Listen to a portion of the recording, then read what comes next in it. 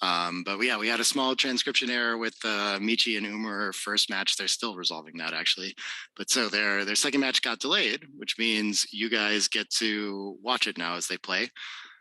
We've also decided, just to accommodate for that and lunch and everything, that they'll play the semifinals at 4:30 and 6 now, so a little bit later on that. But here we are. So we don't officially know the PR result of the first match between these two at all. And still working on finding that out, and they're going to play match 2 now.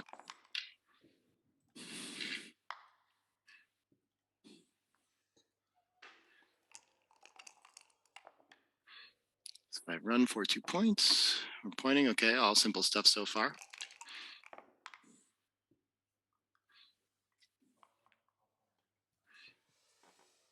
Double twos. Do we want to continue and make the anchor past the made point, or make a new blocking point in the 11 containing that single checker is very nice, but it's just worth so much to get past the anchor. That's a close and difficult decision. Michi finds it with ease. Probably, guess he's seen that before, I presume. Something he's studied. 3-1 is awkward. We're slightly ahead in the race, so escaping would be nice. So stepping up to the 20 is okay. Okay. Making the 3 can't be too bad either. 5 looks really nice. The ace is not so easy, but with the blot behind, he just finds the slot pretty quickly. Good play. 2-1, I guess, is gonna cover and step up. The ace is not great, not the place you want to be, as Michi's explained in his book. 5-1, down and cover. Pretty simple stuff there. 3-2 is gonna improve distribution down to the 8. Pretty close game so far still. I don't think there's much to think about as far as the cube goes. Sander will be in the semifinals. I think that's been decided. The semis on that side is Sander versus Ali, and we're still. Zdenek just won his quarterfinal match against Dirk, so he's advancing. And this is going to decide who Zdenek's opponent will be. Yeah, we did have at least one match with Sander on stream where he drank a beer, took a 2 good cube. It was a party. Yeah, advancing, even though we're likely to be attacked here, I think being on the 22 has more upside than the 23. And Umur has an interesting cube decision in case he should point on Michi or hit loose, and it works. Passes that up. It was very close. Can't be too big of an error if it is one at all.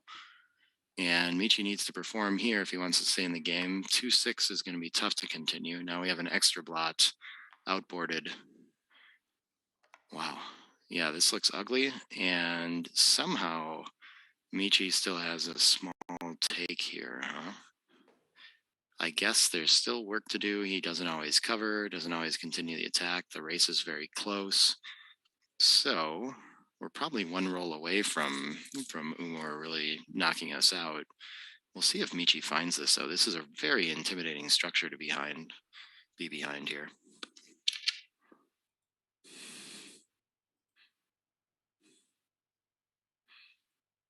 Oh, do we have the... Yeah, we do have the player graphics backwards. I don't know if Wilson hears us talking about that. I see it there. It's actually Michi sending the cube and Umur thinking about the take here.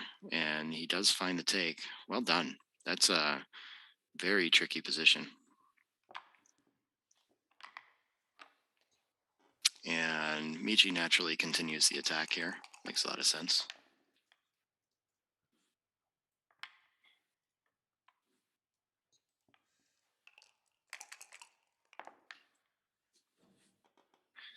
Entering on the ace is kind of safe for a moment. Okay, we're going to cover with a 3-2, and then the deuce, I guess, can just slot the back. I mean, there's, for lack of another option, that's 6 for Umur is going to be really strong if he can hit it. Would prefer not to leave it, but every other 2 is more destructive than that. Yeah, Umur can improve his board or improve his distribution 13-8. I feel like we're about to be attacked though, so I like making this play. And 3-1 is a bit of a whiff, but it cleans up the blot at least. Pretty excited to do that.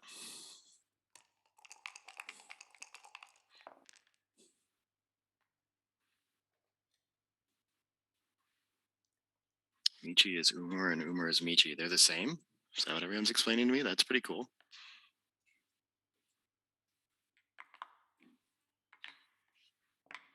Yeah, I get it. The graphics are wrong. I'm not confused. I'm just paying attention. That's all. Oh, we got it now. Okay.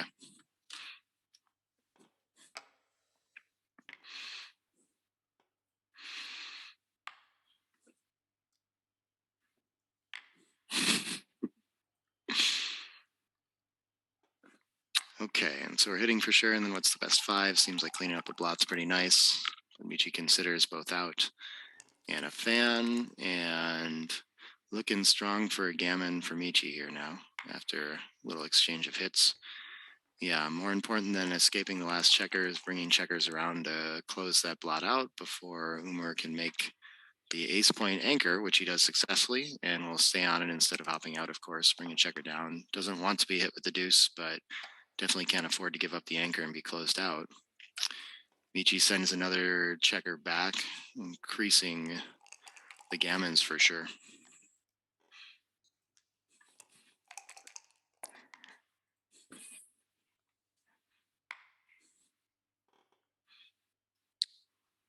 And interesting. Okay, now's the time to clear while your opponent's on the bar. You kind of instantly see 8 to 6 as a nice play there, but take the tactical opportunity. And he's glad he did now that his opponent entered. Should be easier to clear this midpoint. 5 ace is a little weird. We can either leave 2 fly shots or play 3 to 2. 3 to 2 is just so long-term bad for distribution and everything like that. Really an unfortunate play to have to make. Oh, that's tough though. Leaving the 6-3, 6-4. If you break the, I guess you have to break the 11 if you're going to break one. You can't leave a direct 6, but those fly shots are pretty devastating. There's huge turnaround on that. I do have Tim Cross here with me. Come hang out and talk a little bit. We just got started in game 1. Michi's already sent Umur a cube. You get to wear this. Okay. And he's got a difficult, okay, so he chooses a 3 to 2 distribution. That makes sense to me. 4 is not so bad.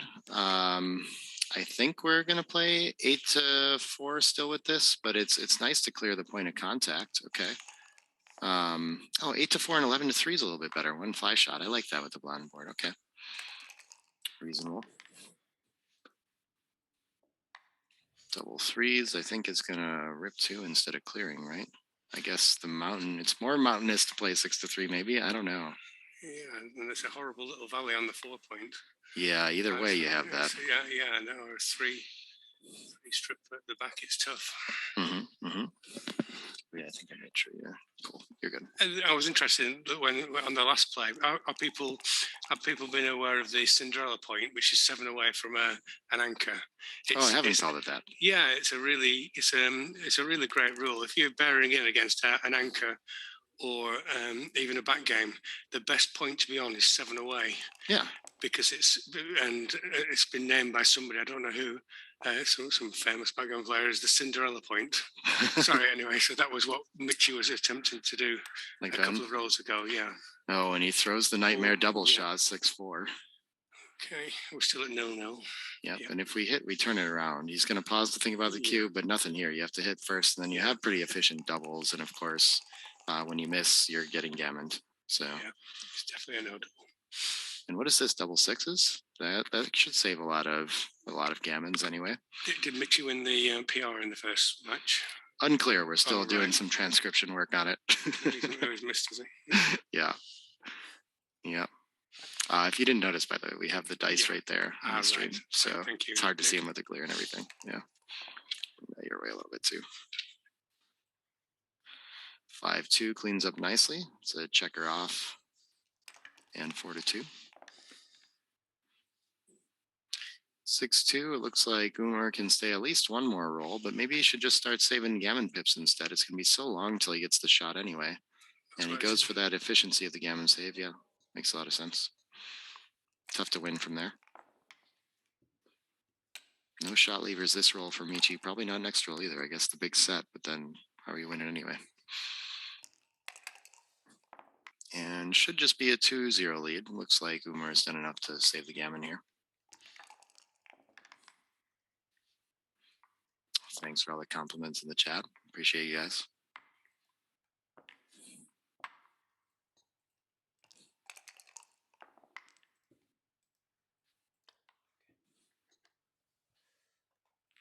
Oh, he's gonna save the gammon save decision. Okay, I appreciate it. 5 is gonna end that trick. Oh, excellent first game by both players. Yeah, both playing pretty sharp so far. It's a tough school, this final 8, that's for sure, as I've just found out. Oh, yeah. It's actually not that painful, Nick, losing to players of this ability. Even though I'm extremely proud to be a G2 BMAP Grandmaster, I can tell that these guys are just that step in front of me as well. Yeah. But such is life. I'm still dreaming, even at my age, of improving my game a bit. It's impressive to me. I don't know if I've ever been able to notice over the board like a difference in the skill of my opponent, things like that. But where do you feel like you notice it the most? I don't actually. Oh, not over the board either. No, I don't. Yeah. I can just see after. I can see my own weaknesses and my own things I'm not certain about. And basically, the better you get, the more of backgammon you know and you're more certain about.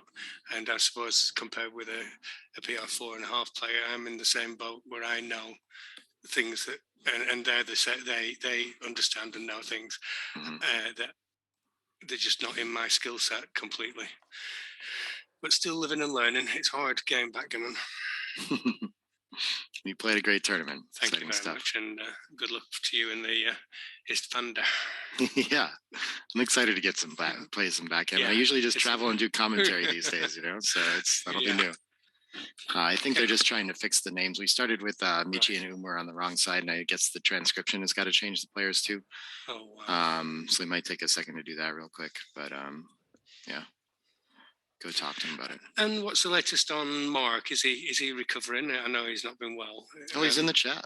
Yeah. Oh, is he? Oh, how are so you, he's Mark? feeling well enough to use his keyboard now. Oh, brilliant! That's nice to hear. It's tough playing backgammon when you're just not. Yeah. When you're just not feeling sharp and.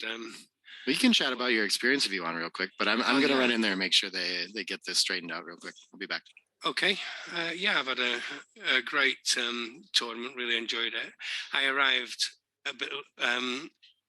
I timed my not being well better than Mark, and I was really ill just before I came to the tournament, bedridden, and but I managed to scrape through the first couple of days, and then a lot of luck on the final day, I managed to qualify. And whereas Mark's been ill in the middle of the tournament, and I'm feeling a bit better. I had my COVID test, and everything was good. So it looks like I can't tell what's going on here. Oh yeah, they just started to play the first move. So it's I really enjoy the format, and as I was saying, it's slightly different than the BMAP PR because, for example, one of the game matches I play it against Michi. I played a 12, which is it's my worst ever recorded backgammon match. But the point is, in BMAP, that's disastrous. And for your average PR, it's disastrous. But in this format, it's not that bad. You're much better, for example, playing a PR1, PR2, PR2, PR3, and a PR12 than you are straight PR4s in this format. And that's I think it's probably fairer. And and there's certain people who are hard to play. And the reality of PR is, even though average PR is very reflective of how good you are, it's even what really matters is your PR compared with your opponent. And some people play more awkward games and some people play simpler games, and this UBC format will recognize that. And I've heard that this is what Umar is doing, that he complicates the game very much, and it makes it and it's a fairer reflection. Would you agree, Nick? What matters isn't actually how good you are, but how good your PR is in relation to your opponent. And if you have a way of making your opponent not play as well, it's more significant than the actual baseline PRs. Would you? Yeah, that's really interesting. I think if you can find some way to manipulate the game where you're not giving away equity or as much as your opponent ends up doing it, cool. But that's always a dangerous game, right? Like it's the exploit game, right? Playing perfect is the best way to always. It is. If it was that easy, that'd be great. But I just the reason I'm mentioning it is because that's what I'd heard that Umur had done this time. Oh, very interesting. Yeah, and I of course have had the experience of having a couple of really bad PRs. Yeah. But that didn't really affect me. You basically only lose this, like against Michi. He played at 0.75 and I played at 12. I still only lost 1 point. Yeah. And whereas in the BMAP world, that would have cost me for 300 experience points. Yeah. So that's it feels fairer. This. Yeah. But, yeah. I wish I would have talk to Umur before the match if he's got a plan like that. I like it. I mean, if you're in that spot where you think you play a 4 across the board, you know how Michi plays. You've got to do something to kind of change that. And if he's got an idea, I'm excited to see how he's going after it. It's what somebody said to me. Whether it's true, I'm only passing on what I heard. It could be. He seems to be playing a pretty standard game to me so far. Anyway. Yeah. Yeah. We'll watch for it though, for sure. Yeah, it'd be fun to see someone go in and do something like that. If they could really figure out the exploit side. It's just like you were saying, it's hard enough to play well. It is. Yeah. Yeah, I did a lot of thinking about like what's better. I think I heard you talking about if you play a range of like a 2, 3, or 4, is that better than playing a 3 every match? In this format, it's not clear to me because I think if you play a 3 every time against someone with a range of 2, 3, and 4, I don't know. I guess it depends where their range ends up. You know what I mean? That wasn't the actual figures I was quoting. I was saying an average of 4. If you average 4, you're better having a lot of matches played at 2 and 3. And so you can win the PR points sometimes. Yes. Yeah, that's very true. Yeah, but it overcomes like a gap in averages for sure. But an absolute somebody who relentlessly plays 3 is very hard to beat in any type of format. To be honest. They're going to win a lot of PR points if you just play a 3 every match. Yeah. What do we have here? He's thinking about. This doesn't look like much. I guess he's got the ace point, but he has like very little timing to escape the prime and kind of stuck behind structure too. It is deceptive though. He's so much further advanced ahead in the race. Has like almost feels 1 roll away from just having his opponent 6 primed. And underestimating how close to being 6 primed he is himself, I suppose. But he's going to think about it. Well, the only reason I'm pretty convinced it's not a double because I don't know who's on roll, and it looks very much that both sides are nowhere near, and very much prime versus primes are always a lot.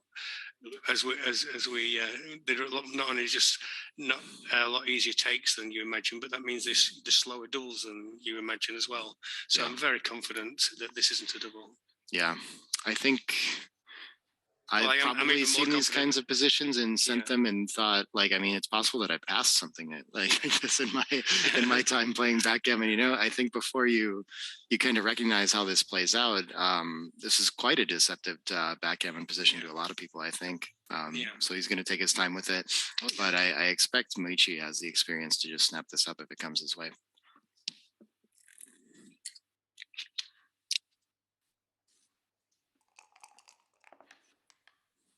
He does find the proper play and roll. Yeah, and already we have problems with the 1-6, right? And I think maybe that was part of seeing it here. And really, Michi actually probably has more of a cube decision on roll here. 2-1, wow. I would love to make the 5 point, but this is one of those rare situations where slotting is better, I think. Yeah.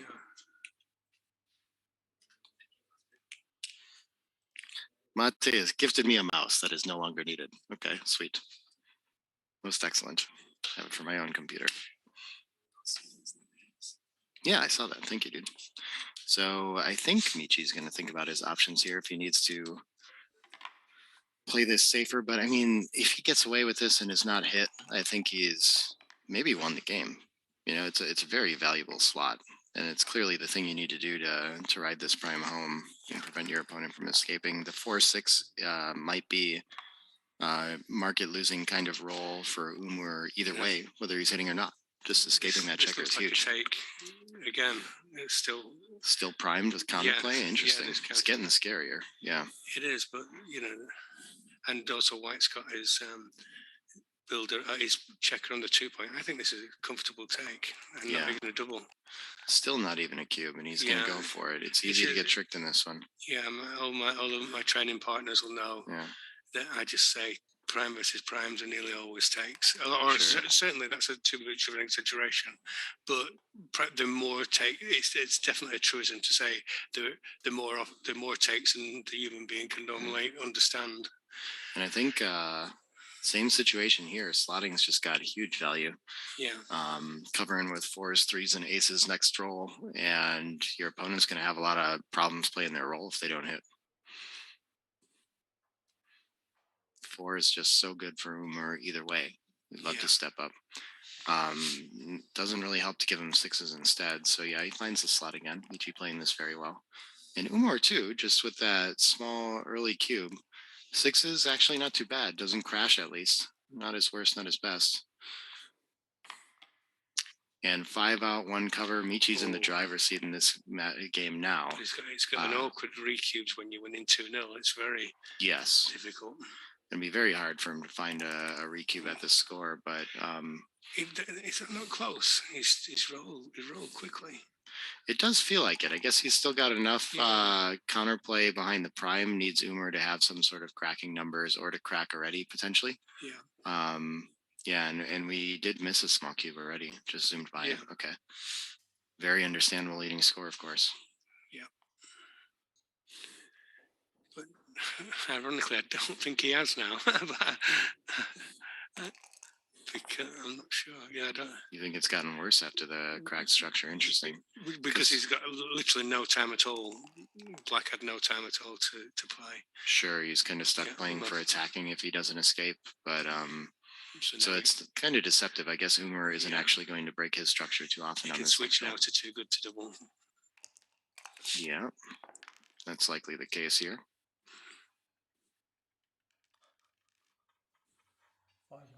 Spinning indefinitely on that checker. Okay, 5-1. Just going to bring ammunition around.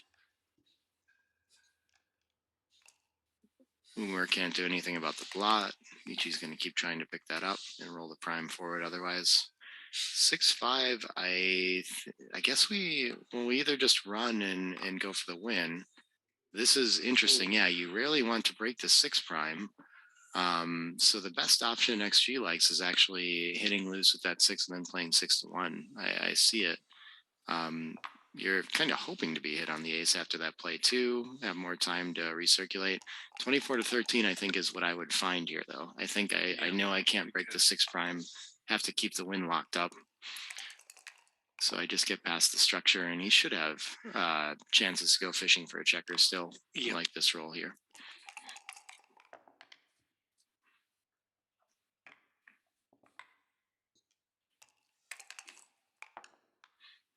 And did Umur enter deep and then create another blot?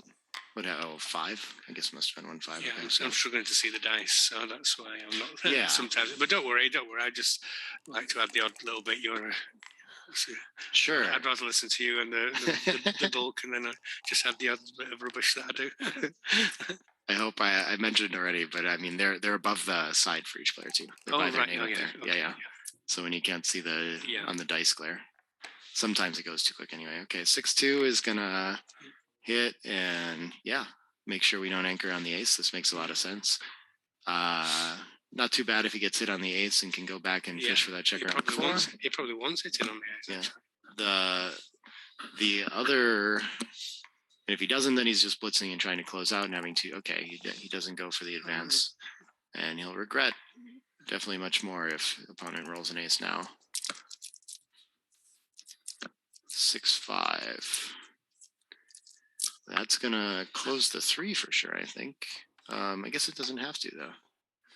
Okay, and now we can afford to break our 6 prime now that our opponent has cracked a little bit. Okay. Yeah. Still a little bit scary to do, but any anchors, that's a huge roll for Umur. Gonna save a ton of gammons, and this could turn into double pass kind of situation eventually now. Yeah. Still looking for trap plays though, actually, if Umur cracks a little more. 6s to not have to break any structure is great.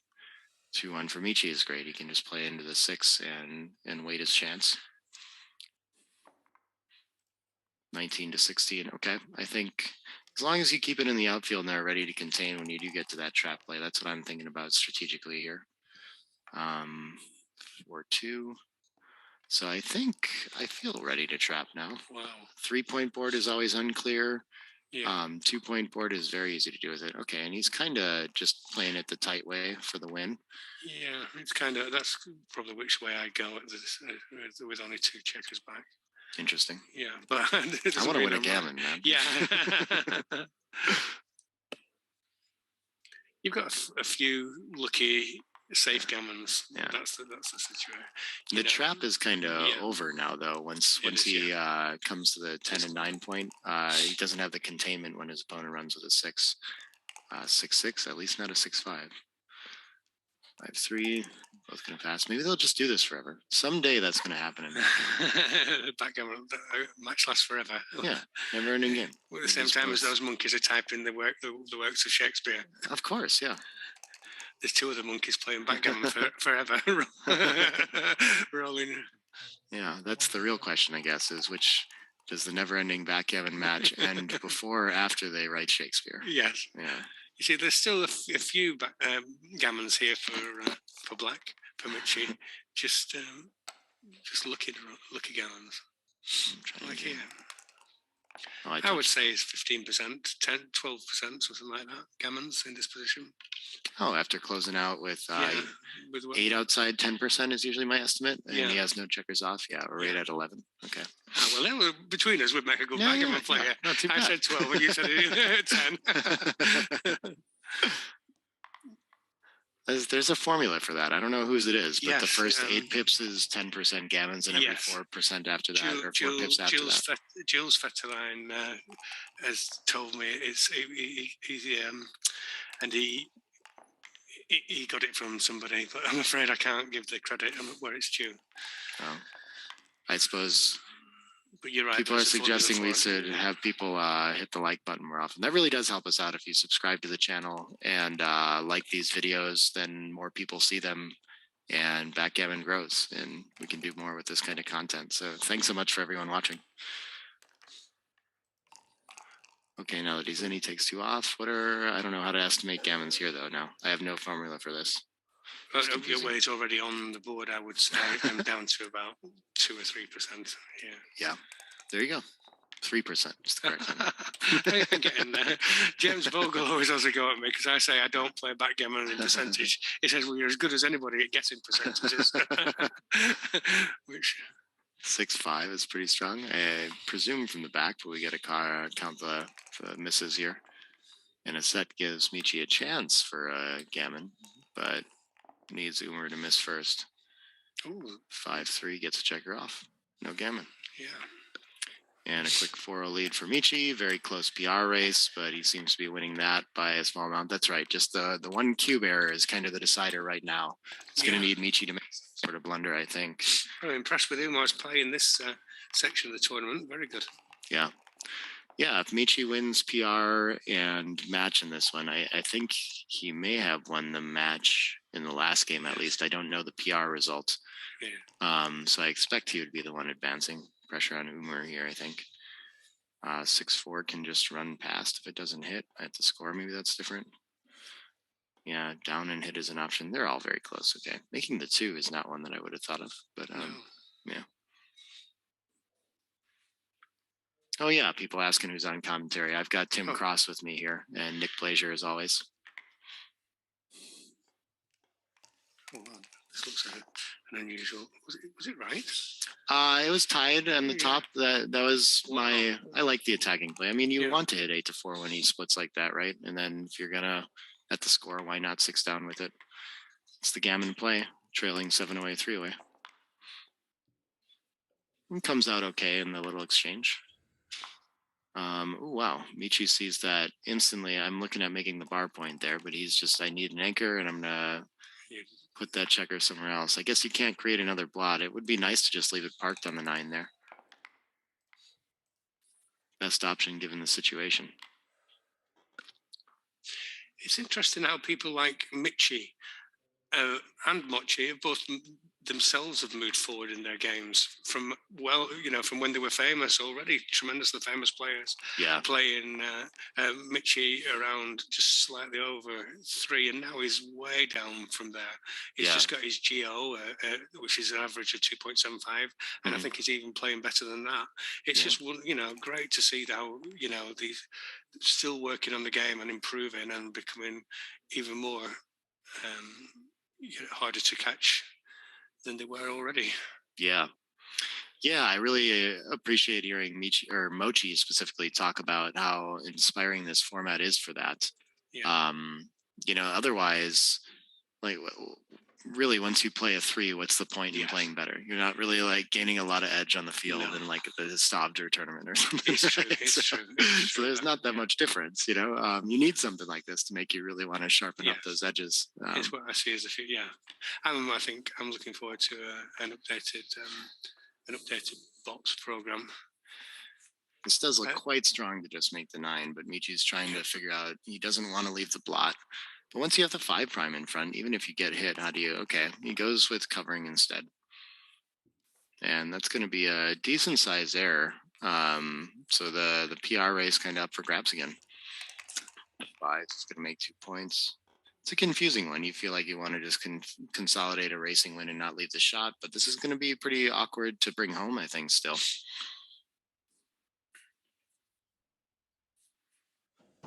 5-4. What is the best we can do with this? 8-3, 6-2 wins a little bit better. Huh? Interesting. It seems natural to me to just kind of get closer. So it's a PR race at the moment. Close. Very close. Right. Yeah, I mean, close enough that I would be hesitant to say someone's winning without having it go through plus first. Yeah, absolutely. Well, that's absolutely fantastic. He's. Okay, we're leaving a shot either way, so it's definitely add 6-2 and 3-5 to leave the blot where it is and make the deuce point. The structure is nice. This must reduce shots the most, just an ace deuce. So the priority is tough there. I think with the racing, this seems like the thing. Oh, 9-2 reduces the shots even further. Okay, yeah, I like it. Yeah, from the back instead of making structure though. Finds the best play, as he tends to. 4-3, and I don't think our goalkeeper is a liability yet. Maybe make a point or two, and we'll have to think about coming up to the 20. But for now, it's comfortable where it is. This makes the ace. That's a very nice shot from Michi. Putting a lot of pressure on Umur's position now. He enters high. He might have a comfortable cube even at this score. I think this could be enough. He's ahead in the race so much. Certainly, if he clears the 10 points safely, somehow he's lost his market. You can double as long as you know there's no gammons against you. You can still double when 3 away more often than a lot of people think. But there must be no gammons against you. Yeah, that's the big. And here that fulfills that criteria of only 1.97%. It's a good way to think about it. You, so that's why it is in fact a double. Mm-hmm. I tend to think about this in terms of volatility, and just like as long as we're in a pretty resolved state where there's not going to be swings back and forth, then you want to send a cube in that kind of spot. Yeah.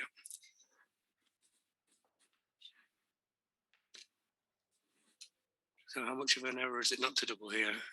69 on plus. Oh, right. So that could, this will make a big difference. Mm-hmm.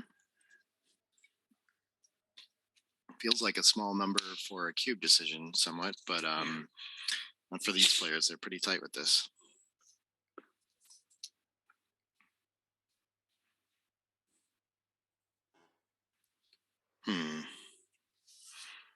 Someone wants to know they're at a 24/30 rating on Galaxy and what they can do what's the one thing they should do to be better? I don't know, study.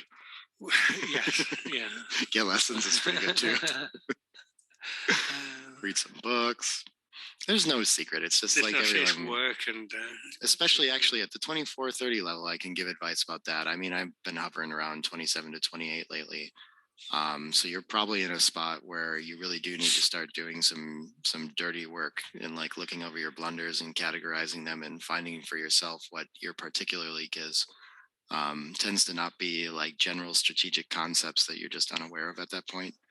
Um, at some point, that's the only way you get better, and it just keeps getting harder That's that way. what I consider the best way to learn, to look at your own errors, be really honest with yourself. What's your strengths and weaknesses, and if you can't understand them at all, then just get coaching from one of the top players like ZZ or well, but from a player significant, a couple of PRs better than you, who hopefully will be able to help you understand why, not just that they are blunders, but a lot of times you can actually work it out for yourself. Mhm. But a bit of both. So I would recommend looking at your own matches, and also again, I like coaching. Being a backgammon coach, I'm bound to be a bit biased, but I like just I think you can learn a lot by just chatting to somebody better than you. Just chat about what they're thinking about, and so that's one way. Obviously, there's a cost implication of coaching, and if you're not in that place,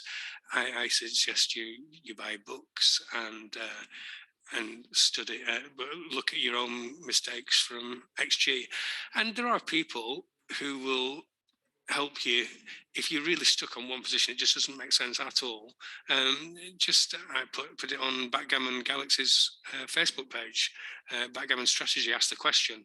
Things like that can help you learn as well. And there's a lot of top backgammon players just love being asked for help and to talk about the passion. So if you're a pleasant person, guy or woman, just use your charm to get them to give you free advice. We all like giving our advice when we're asked for our advice. But no, I would advise looking at XG, getting coaching if you can afford it, or reading books otherwise. Here's a market loser, I think, but Michi ended up missing that cube. We'll see what plus thinks of that later. That's a tough one for sure. Tight margins. Yeah, I think it's now. Yeah. Oh, it's just a 30 pip race, and there's no real contact. That 10 point was hard to clear. This not so much. And it's actually pretty tight though. I'm surprised how close that decision is. I expect that this is an easy cube to find, and Umur has a little bit harder, and he just insta passes. Yeah. Plus agrees with that. Yeah. This is getting quite close then. So for the overall, because if Umur managed to win the PR in the first match, then he just does the same to Michi as Ali has done to me. But the difference being Ali beating me twice in PR wasn't a surprise, but Umar beating Michi would be a major surprise and an achievement. No, and it would be Umar's positivity rather than anything particular weak that Michi had done. So there's a chance of an upset here, but Umar is certainly impressing me with his play. Extra, and when the pressure's on, it's these things matter a lot to us. And the pressure when you're playing, like I've just played with Ali, you want to play your best, and your mind goes a bit blank sometimes, but you try your best to get over that. Umar has missed a potential slight technicality with the opportunity to hit twice, but his play works out. Michi anchors. I believe the ace or the 3 is going to cover, so he's come out pretty well with this. Yeah. And he's going to leave the blot posted in front of the anchor, challenge Michi to leave his anchor if he wants to hit. 5-3 looks like a decent roll to do it, but it also points on head in the board. That's probably a little stronger. He needs to make some kind of... Yeah. You've got a customer in the chat now, too, if you want to tell them how to contact you to review a match or something. That'd be nice. But I'm really busy. But I would, it would be just contact me on Facebook, whoever you are. You're more than welcome. Tim Cross. It's easy to spell and everything. Yeah. Yeah, this compelling. You can make 2 board points and point on head, and still just making the 5 for that. The beauty of that point and that structure is competitor. I guess either way, we're only getting 1 new point, so that kind of helps guide you toward that option. But the checker in the air is pretty strong. 2 points wins the match. That's kind of nice too. Yeah. 13-5 comes out a little ahead on plus. Very interesting.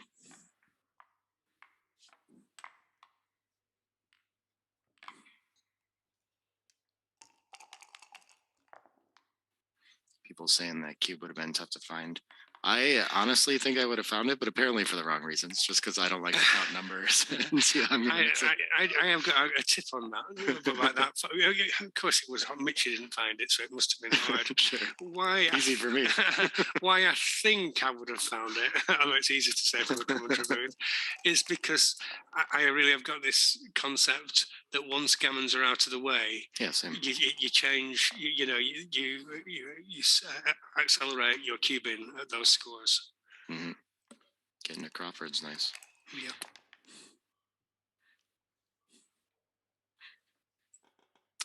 And I don't think we have an opportunity to clear a point here. I think we can still play safe for a roll. So I want to keep a spare on the 6. It's also nice to keep a 6 to play. So a little bit of a dilemma, which 5 to play. This makes sense to me, though. 8 in is a little nicer.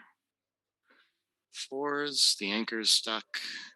We can't really make points in board. He's still down in the race, so he kind of wants to keep all the outfield. Yes. So this is going to just shuffle checkers and leave 3 blots in board, it looks like. Something like this. Yeah. Or 2 in. Okay. Yeah.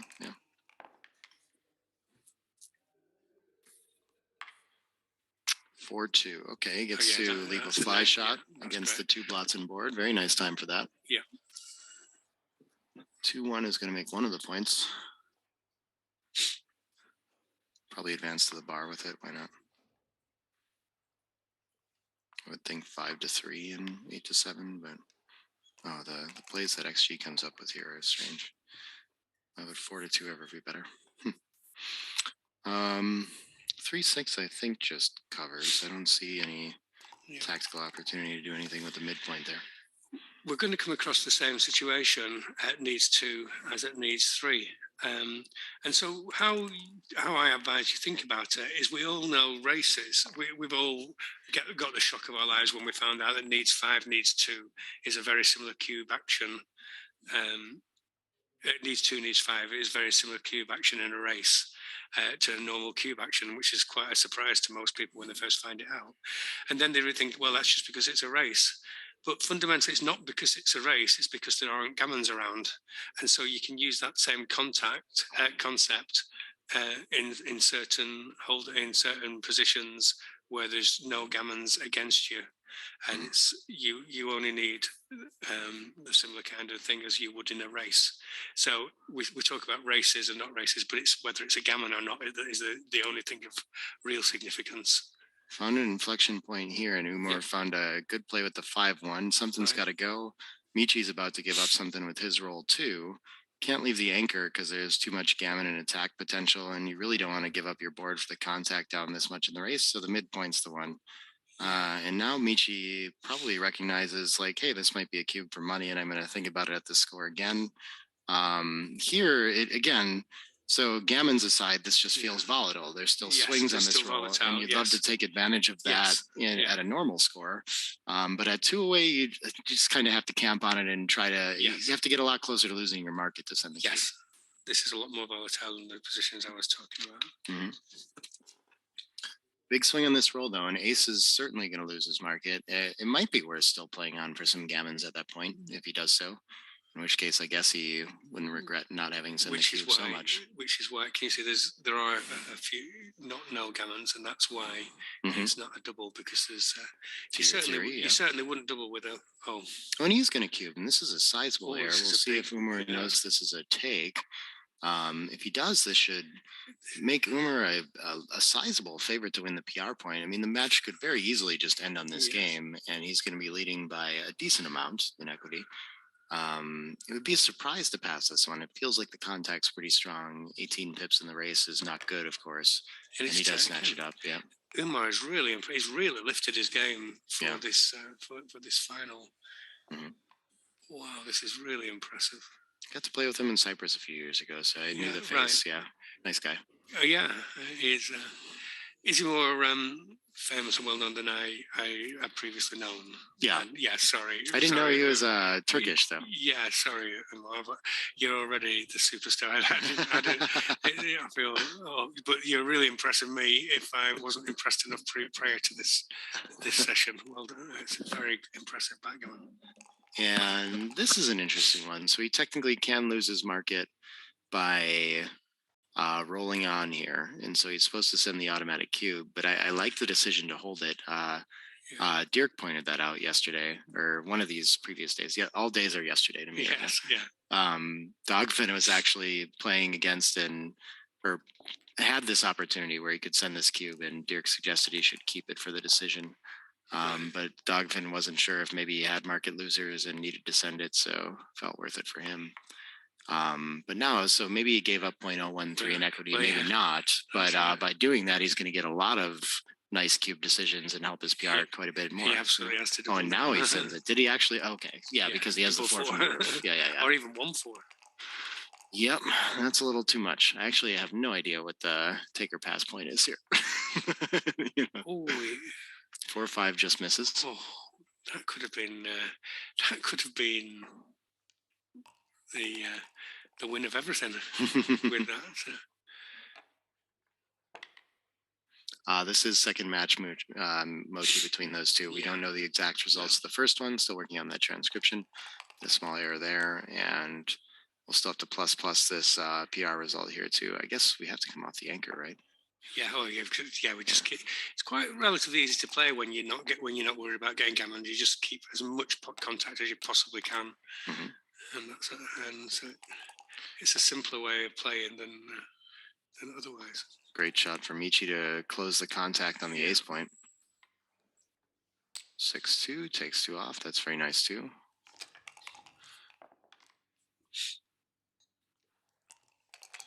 And I think Umur is going to get away with the phantom 21-point anchor for this game. Most likely, spoke too soon. Well, curse of the commentator. Umur, in the format we're playing, Umur is probably wanting to lose this. Yeah, it could be the case. If he knew, but we don't know as we're playing. Depends. If he lost both points in the first match, then he absolutely needs to win both points in this one to have a chance. So, but could be the case. And of course, they don't know that for sure either. No. So. And that was interesting. Ali didn't want to start our match until he knew exactly what the differential between us on the first match was. I don't know how that was going to change the way he played, but I mean, my thinking is you just play the best you possibly can anyway. But it obviously made a difference to. He's thinking at a different level to me. Wow, Umar, really impressive. You impressed me, pal. Extremely quality play. Michi, I know we all know how brilliant he is, but Umar, what a start! That is brilliant play. Well deserving his place in the last 8. Yeah. Well, whatever happens, you've shown you deserve your place. Well done. I think Michi won the match point in the first game too. Right. But someone was speculating that Umur might have won the PR point in the first match. In that case, so if he won the PR point in both, then he'll advance. Yeah, that's very good stuff. Well, but we'll find out here. Against Ali, yes. Yeah. So it's about 3:00 our local time here. In an hour and a half, we're going to start with the semifinals. So we'll be back then with results. So whoever ended up winning is going to, in advancing the semifinals, is going to play against Zdeněk, I believe. And then Sander and Ali are playing on the other side of the bracket. So 2 more exciting matches to come up today to determine our finalists. And then we'll play the finals on Saturday, 2 days from now. Thanks for tuning in, everybody. Back later. Thank you. Oh, cheers, Nick.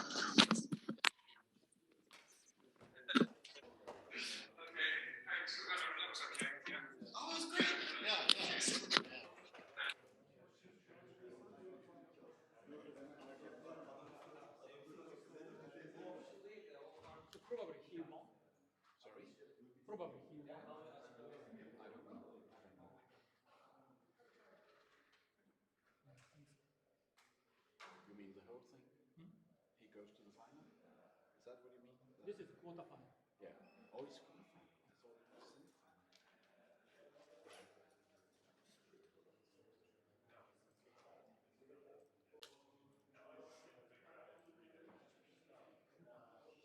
Can you get Nick? Yeah.